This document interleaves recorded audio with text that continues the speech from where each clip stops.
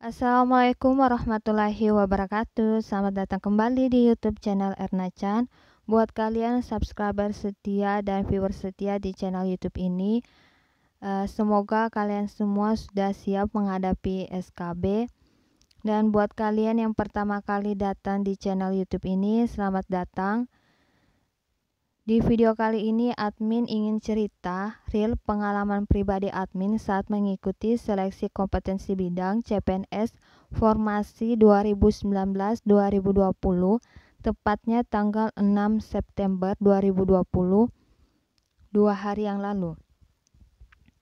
Sekaligus mungkin beberapa orang dari kalian penasaran apakah adminnya ini seorang PNS atau apa. Jadi admin ini sama dengan teman-teman semua masih berstatus pejuang CPNS, dan admin membuat channel YouTube ini itu untuk membantu sesama pejuang CPNS belajar, latihan soal-soal SKB dan juga materi-materi penting. Dan ternyata alhamdulillah beberapa orang yang sudah ada yang berkomunikasi dengan saya, baik itu melalui Telegram ataupun di kolom komentar, mengatakan merasa terbantu dengan adanya channel ini. Mereka bisa belajar dan alhamdulillah hasilnya memuaskan. Dan juga admin sendiri merasa bersyukur ya, karena bukan cuma membantu diri admin sendiri tetapi juga orang-orang yang masih berjuang. Oke, langsung saja. Jadi di video ini kita itu akan ngebahas apakah benar soal jabatan pelaksana itu mengikuti jabatan fungsional. Dalam artian jabatan pelaksana itu tidak memiliki soal-soal khusus terkait formasi yang didaftar. Karena kebetulan admin dan beberapa teman admin juga yang statusnya itu melamar di formasi jabatan pelaksana mengalami masalah dan juga shock terkait soal-soal yang muncul di layar monitor. Biar teman-teman gak salah paham dan tahu informasi lengkapnya, jangan sampai kalian skip video ini, jadi tonton dari awal sampai akhir. Kemudian hal penting yang perlu peserta ketahui dan juga persiapannya bagaimana, karena saya yakin pasti kalian dalam kondisi dak-dikduk karena sebentar lagi kalian akan tes SKB kan. Selanjutnya, apakah soalnya itu mudah atau sulit? Nah, sekaligus saya akan menjelaskan itu semua berdasarkan pengalaman pribadi, dan juga saya akan ngebahas beberapa formasi juga yang saya yakini karena teman-teman saya daftar di formasi itu.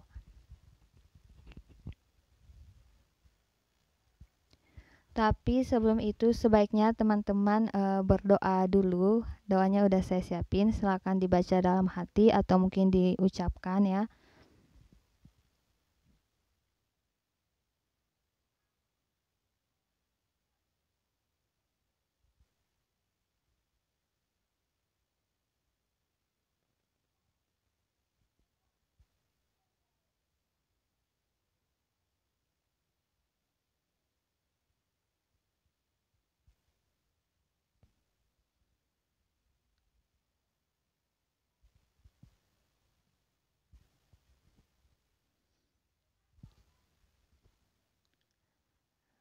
Admin berharap apapun hasil yang kita peroleh ke depannya, semoga itu takdir terbaik yang dituliskan oleh Allah Subhanahu wa Ta'ala kepada kita semua.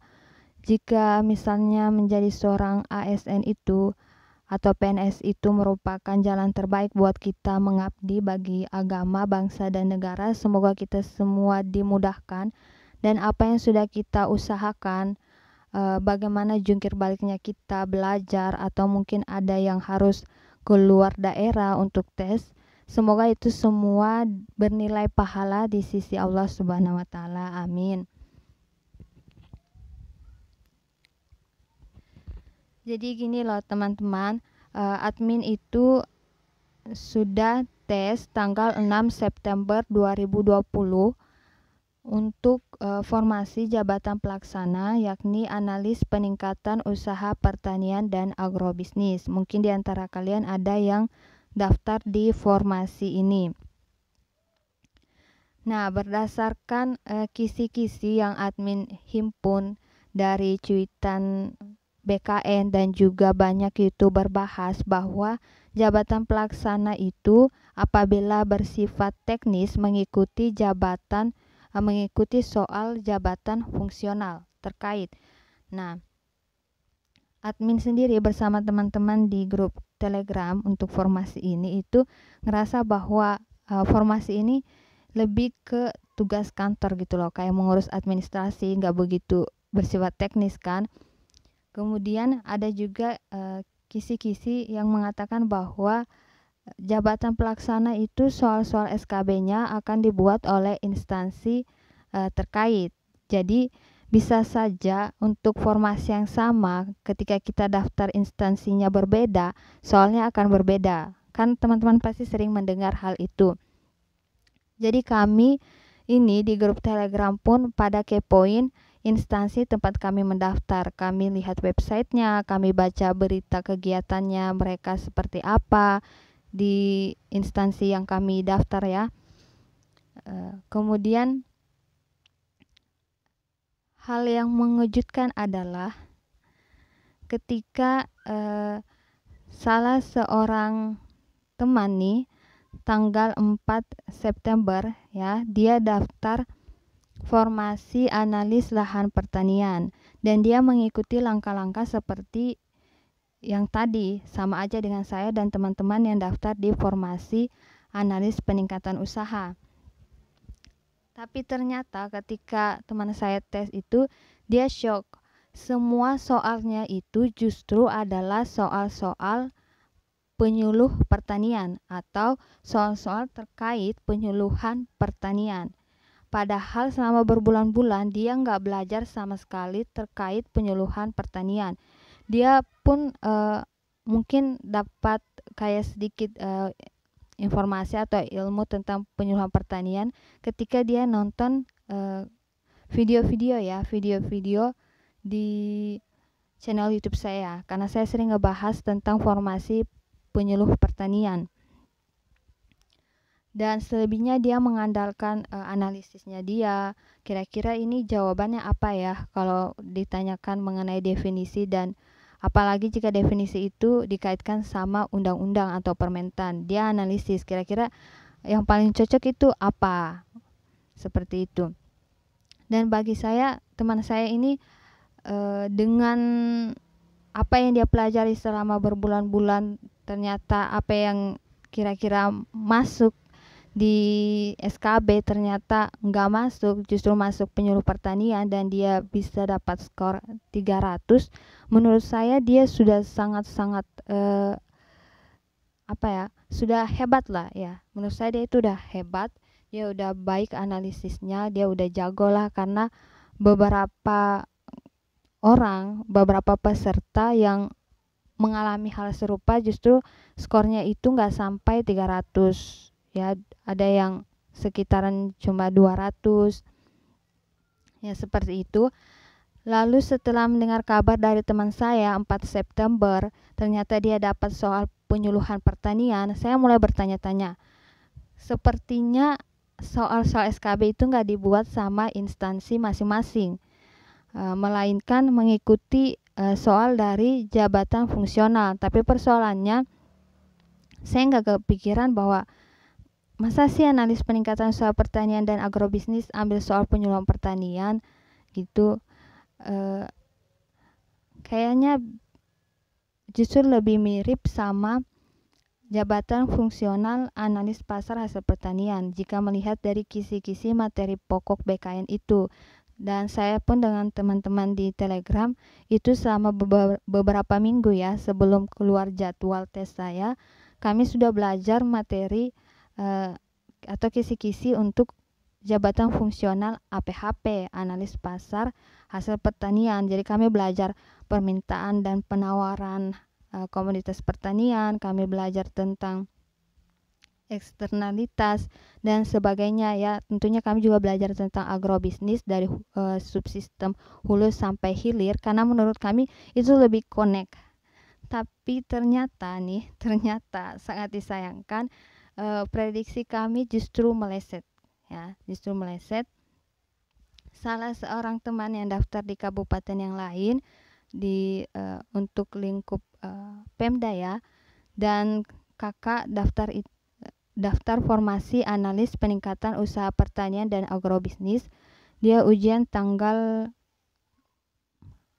4 September 2020, dan dia mengabarkan bahwa soal-soal yang masuk adalah seluruhnya tentang penyuluhan pertanian. Oke, jadi saya punya waktu kurang dari 2 hari untuk belajar tentang penyuluhan pertanian.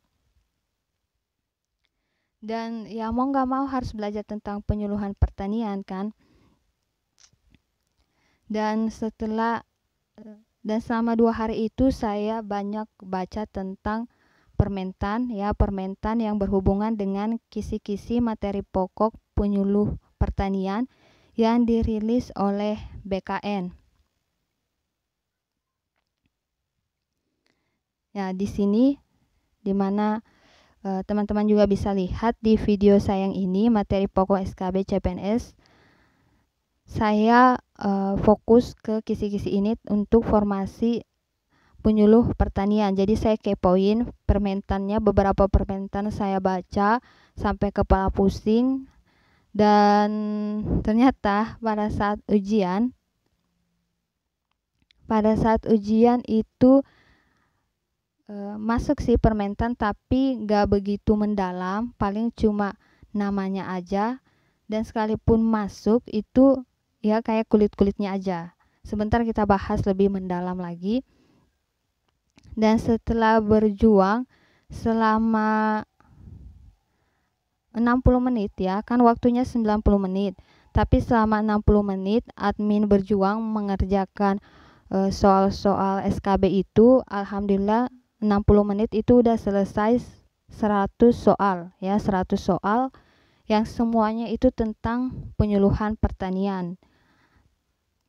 Dan alhamdulillah awalnya admin itu skornya stuck di 400. Ya, karena kan pada saat admin ujian ada kakak yang lihat live scoring untuk mencegah misalnya kayak ada kesalahan teknis, karena dengar-dengar katanya ada yang skornya turun drastis karena kesalahan teknis. Skornya itu nggak masuk lah di server atau apalah, saya kurang paham, tapi skornya yang tadinya 400-an lebih turun jadi 100 lebih. Jadi untuk mencegah hal tersebut, kakak saya nonton live scoring lengkap bersama dengan suami dan anak-anaknya, monitor nih di YouTube skor saya. Awalnya skor saya itu 400-an di situ. Kemudian karena masih ada 30 menit saya belum pengen keluar, jadi saya periksa lagi beberapa nomor yang saya masih ragu-ragu. Dari beberapa nomor yang masih saya ragu-ragu itu, 2 nomor saya ganti. Dan alhamdulillah 2 nomor yang saya ganti itu berhasil menaikkan skor saya. Pertama naik jadi 405, kemudian naik lagi sampai selesai itu 410. Jadi skor saya 410. Alhamdulillah, karena itu skor yang aman ya menurut saya. Karena di SKD saya sudah peringkat 1. Jadi saya pikir dengan skor seperti itu sulit buat pesaing saya mengejar ya. Pesaing yang urutan kedua jika ingin mengalahkan saya, maka di SKB dia harus memperoleh skor 435. Nah, lalu bagaimana sih cara saya belajar dalam waktu yang singkat? Dan menurut saya sumber yang lebih efektif ya untuk belajar itu berdasarkan pengalaman saya ketika menghadapi soal-soal SKB itu. Jadi sebenarnya saya targetnya itu skor 450 ya. Awalnya sebenarnya saya itu targetnya 450. Saya pengen aja punya skor yang tinggi. Cuman karena keadaannya seperti ini, saya dapat skor 410 pun saya benar-benar bersyukur ya. Saya benar-benar banyak-banyak mengucapkan alhamdulillah.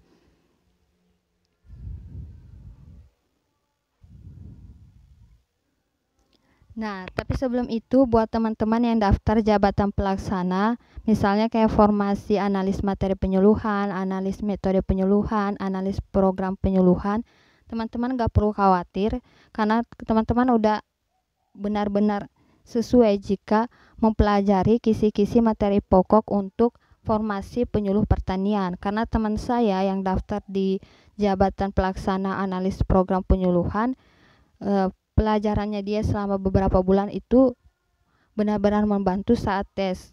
Jadi dia fokus di formasi penyuluh pertanian dan dia berhasil dapat skor 400. Oke, jadi ketika saya menghadapi soal-soal SKB itu, saya pikir yang paling banyak nih soal-soal yang masuk itu berhubungan dengan soal pengetahuan dasar atau mata kuliah penyuluhan pertanian. Jadi buat teman-teman yang sudah baca buku dasar-dasar penyuluhan pertanian, soalnya ini akan sangat mudah. Mungkin kalian bisa lebih cepat menyelesaikan soal itu dibandingkan saya. Mungkin kalian 30 menit udah meninggalkan aula. Ya, udah meninggalkan komputer kalian karena udah selesai. Jadi sebenarnya itu soalnya mudah karena masih dasar-dasar penyuluhan, cuma jadi sulit kalau kita nggak baca sama sekali.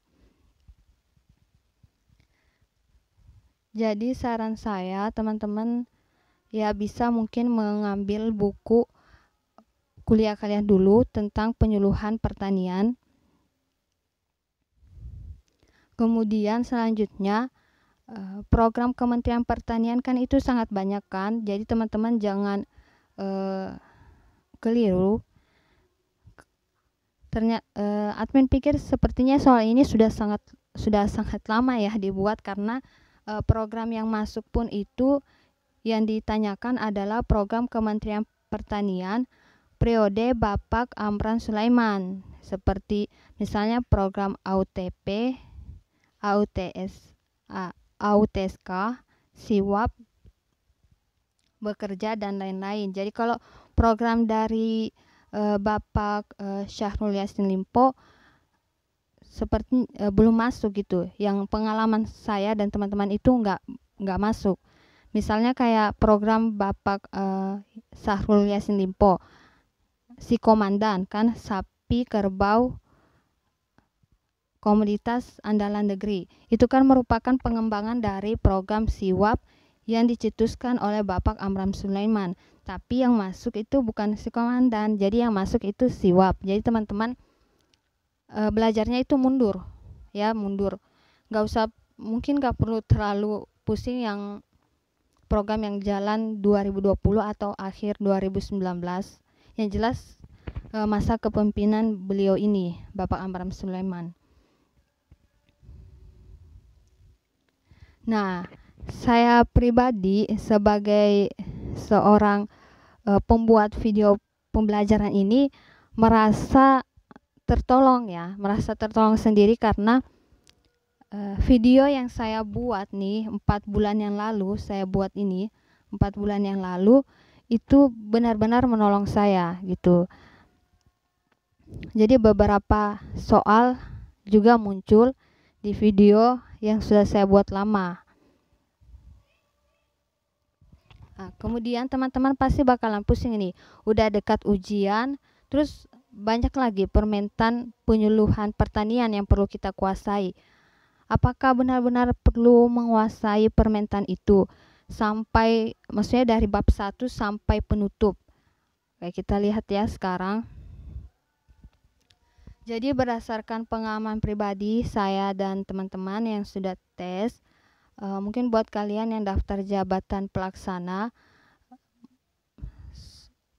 ibaratnya itu kalau belajar undang-undang atau permentan, mungkin kalau kalian masih punya banyak waktu, nggak apa-apa kalian pelajari betul-betul seluruh bab kalian baca. Tapi jika misalnya kalian udah dekat tesnya, mungkin minimal ya kalian baca itu bab 1 dan bab 2.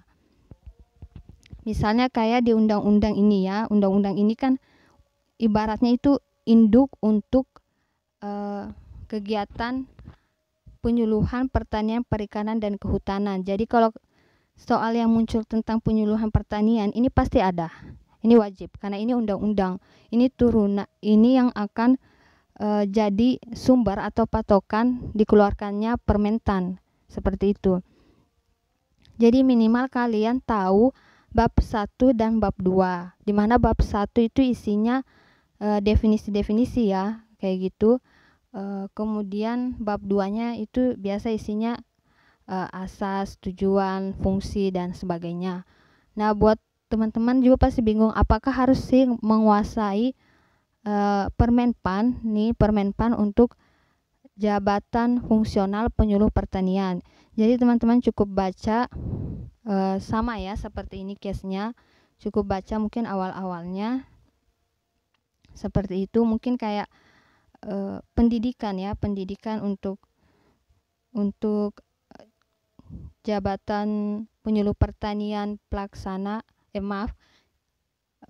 pendidikan untuk penyuluh pertanian keterampilan itu minimal apa. Terus pendidikan penyuluh pertanian ahli itu minimal untuk minimal standarnya apa, apakah S1, S2 dan sebagainya. Teman-teman perlu baca, nggak mau saya langsung sebutin biar teman-teman langsung lihat ya. Dengan begitu teman-teman dapat lebih banyak ilmu. Ini sekedar saran dari saya, tapi kalau teman-teman bisa belajar banyak dalam waktu singkat atau mungkin teman-teman masih punya banyak waktu, ya teman-teman bisa pelajari lebih banyak lagi Permentan dan mungkin bisa sampai menganalisis kali ya Permentan itu bab per babnya. Oke, selanjutnya sumber belajar ya, sumber belajar dari soal-soal SKB yang saya hadapi itu cenderung kebanyakan ya itu tentang dasar-dasar penyuluhan, misalnya kayak metodenya. Jadi media ya, media penyuluhan. Kalau teman-teman punya buku dasar-dasar penyuluhan dan teman-teman baca, itu saya yakin teman-teman bisa mengumpulkan skor dari situ mungkin 100 ya, 100 skor dari situ. Tapi kalau misalnya teman-teman nggak punya buku tentang ini, nggak perlu patah semangat karena teman-teman bisa mengandalkan internet, baca aja di internet. Karena malam hari sebelum saya ujian itu saya sempat searching di internet tentang media penyuluhan dan itu masuk ya, itu masuk.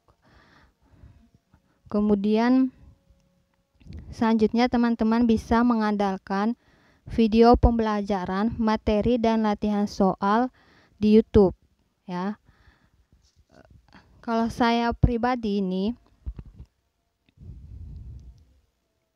saya pribadi ketika menghadapi soal SKB, banyak soal yang muncul di layar monitor saya itu adalah soal-soal yang mirip dengan soal-soal yang saya buat ataupun yang saya kumpulkan dan saya jadikan konten seperti ini. Misalnya dalam video ini, kebetulan malam harinya itu sebelum saya tes, karena kan saya tes sesi 1, seharusnya itu tesnya itu dimulai 8.30 sampai jam 10, tapi jam 6:15 saya sudah harus ada di lokasi tes karena harus rapid test dan sebagainya. Jadi malam harinya itu saya masih nggak tahu ya, saya seharusnya sudah tidur, tetapi saya masih gelisah, kayak ada yang mengganjal. Saya memutuskan, mungkin ini udah takdirnya Allah ya, udah qadarullah. Saya buka channel YouTube saya sendiri, saya nonton video ini. Kebetulan kan saya tipe orang yang sulit menghafal angka-angka, sulit menghafal undang-undang dan Permentan. Nah, dari video ini yang isinya 10 nomor itu, saya berusaha untuk ingat dan alhamdulillah ada 2 nomor yang masuk. Ada 2 nomor yang masuk dan itu kan 2 nomor berarti jadinya 10 ya, 10 poin. Dan itu benar-benar sangat membantu. Kita nggak boleh meremehkan 5 poin, 10 poin nggak boleh, karena dalam keadaan tertentu ketika saingan kita skornya juga tinggi dan dia juga orangnya cerdas, skor 5 poin, 10 poin itu benar-benar berarti. Itu bisa membalikkan posisi kita yang awalnya peringkat 1 justru jadi peringkat 2 di SKB. Jadi dari video ini ternyata ada 2 soal yang masuk dan saya pada saat lihat monitor nggak bermaksud sombong, tapi saya ngerasa lucu karena ini kayak video ini sama persis dengan yang saya buat di channel YouTube saya. Jadi saya ingat jawabannya apa. Intinya adalah soal apa yang ditanyakan di soal itu dengan jawabannya itu sama persis dengan yang saya buat di video ini. Cuma perbedaannya adalah pilihan yang disiapkan seperti itu. Nah, video ini udah saya buat 4 bulan lalu dan saya nggak nyangka juga apa yang saya prediksikan itu ternyata beneran masuk. Dan teman saya yang daftar di analis lahan pertanian, dia menyebut salah satu undang-undang ya, dan itu juga masuk, ada di video ini, beneran ada. Jadi buat teman-teman, silahkan nonton video-video yang sudah saya siapkan di channel YouTube ini, baik itu latihan soal ataupun materi. Saya nggak maksa kalian belajar di sini. Kalau kalian mau belajar di tempat lain, silakan. Tapi saya pribadi, saya cuma belajar dan fokus di channel YouTube saya aja. Karena banyak soal yang saya hadapi itu ternyata udah saya bahas di channel YouTube saya. Nah, ini juga ada. Ini ada ya, tentang program penyuluhan, media penyuluhan itu ada loh, beneran ada. Beberapa soal juga saya dapat saat SKB dan sudah saya bahas di sini. Jadi kalau bisa dihitung-hitung mungkin ada 200 skor SKB saya itu kebanyakan bersumber dari konten saya sendiri di channel YouTube ini. Jadi saya benar-benar rasa terbantu. Dengan waktu kurang dari 2 hari saya bisa dapat skor 410. Itu karena saya belajar dari konten yang sudah saya buat sendiri di channel YouTube saya. Dan saya harap ini manfaatnya bukan cuma saya pribadi, tetapi teman-teman yang juga akan tes itu bisa memperoleh manfaat dari sini. Sebenarnya sih kalau boleh jujur, saya agak khawatir ya kan, karena saya tes pertama. Jadi formasi saya itu saya tes pertama, kemudian saingan saya tes sesi 3 di hari yang sama, dan saingan saya yang peringkat 2 SKD, di mana dia juga teman akrab saya dan dia subscribe channel YouTube saya, dia tesnya esok harinya. Saya pikir dia punya waktu lebih 1 hari untuk belajar dibandingkan saya, dan dia subscribe channel YouTube saya. Jadi saya pikir dia pasti bisa kumpulin poin yang banyak jika dia benar-benar menyaksikan video saya, atau mungkin dia ulang lagi nontonnya kan setelah beberapa bulan yang lalu dia nonton. Jadi saya sempat khawatir, aduh ini saingan saya, teman saya, terus dia juga orangnya pintar, terus dia juga subscribe channel YouTube saya. Aduh, gimana nih, kan saya sempat khawatir skor saya akan dikalahkan sama dia. Tapi saya nggak tanya lagi tentang gimana dia belajar dan segala macam. Ya saya diam-diam aja kan. Nah, ini juga konten yang sangat saya rekomendasikan buat teman-teman nonton. Ya kalau perlu teman-teman ulang-ulang, karena emang istilah-istilah yang saya masukkan di sini itu istilah-istilah yang benar-benar penting. Saya nggak asal bilang penting biar banyak yang nonton, enggak. Ini udah 2 bulan tapi yang nonton cuma sedikit, cuma 1,4 ribu, dan beruntunglah buat yang nonton karena banyak istilah-istilah yang saya cantumkan di konten ini itu masuk ya, masuk. Dan saya alhamdulillah yakin dengan jawaban saya ketika sementara mengerjakan soal-soal SKB. karena yang muncul itu ya udah saya bahas dan saya tekankan di dalam konten saya sendiri seperti itu. Tapi saya nggak mau sebut exactly apa yang masuk, karena apa? Menurut saya itu ketika saya menyebutkan exactly apa yang masuk, sama aja saya membocorkan soal dari BKN, dan saya ngerasa nggak baik bocorin soal kayak gitu, karena saya khawatirnya soal yang disiapkan itu nggak banyak, sehingga peserta yang tes belakangan itu skornya sangat-sangat tinggi, sedangkan yang tes awal-awal dan juga merupakan saingan mereka justru skornya rendah karena mereka nggak tahu kisi-kisi seperti itu. Jadi saya khawatir merugikan pihak-pihak tertentu, jadi saya nggak mau sebut spesifik apa yang masuk, tetapi saya buat konten ini karena saya berharap teman-teman bisa dapat skor yang tinggi. Kalau bisa teman-teman dapat skor 500 ya saya sangat-sangat dukung, saya sangat bersyukur kalau teman-teman bisa dapat skor sempurna kan 500 seperti itu. Nah, selanjutnya teman-teman bisa gabung grup Telegram. Nah, jadi grup ini channel yang saya buat, subscribernya masih sedikit sih, 406 subscriber. Ini FR dan prediksi soal SKB pertanian. Jadi di sini di channel ini saya sering ngebagiin poin-poin penting yang menurut saya itu bagus untuk diketahui dalam rangka persiapan SKB. Dan teman saya pun yang sudah ujian bilang ada ditanyain tentang ini, tentang itu. Terus saya bilang, kamu lihat gak channel Telegram yang udah saya buat dan saya masukin kamu di situ? Kalau enggak saya marah loh, karena soal yang kamu dapat itu udah saya sebar informasinya sebelum kamu ujian di channel ini, Kak. Dan ya kadarullah itu muncul. Tapi kan saya nggak bermaksud membocorkan rahasia BKN kan, karena saya duluan ngepost ini sebelum teman saya ujian dan dapat skor dan dapat soal yang ternyata berkaitan dengan postingan-postingan saya di sini. Saya kan nggak tahu isi soal BKN. Saya aja ujian agak surprise lihat soal seperti itu. Jadi teman-teman kalau mau gabung, mau ikutin channel yang saya buat ini, linknya akan saya simpan di description. Kalian bisa subscribe ya, kalian bisa lihat informasi-informasi penting di situ.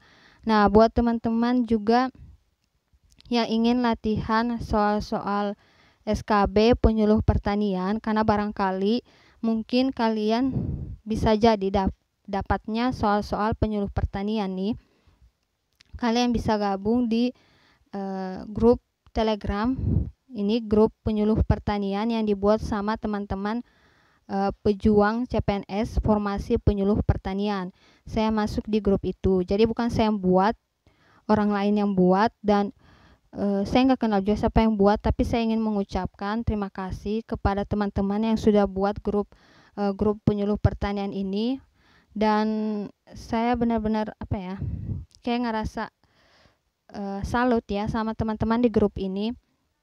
Mereka banyak yang buat soal dan juga mengajak peserta lainnya, anggota grup, untuk latihan jawab-jawab soal.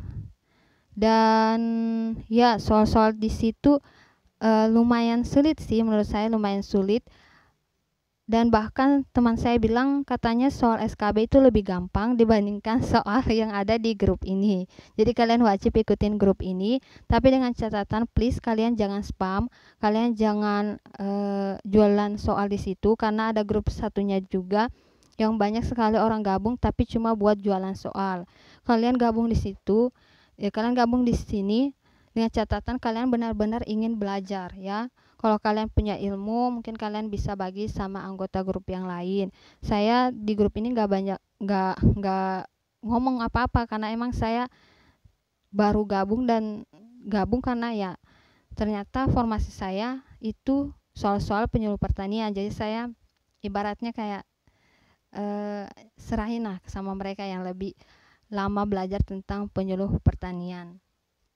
Jadi mungkin kalau nanti video ini dilihat sama anggota grup penyuluh pertanian atau mungkin dilihat sama adminnya, saya ingin mengucapkan banyak terima kasih karena saya terbantu. Saya nggak perlu repot lagi searching banyak permentan. Saya cukup lihat di bagian file dan di situ banyak file yang sangat berguna, sangat penting, dan juga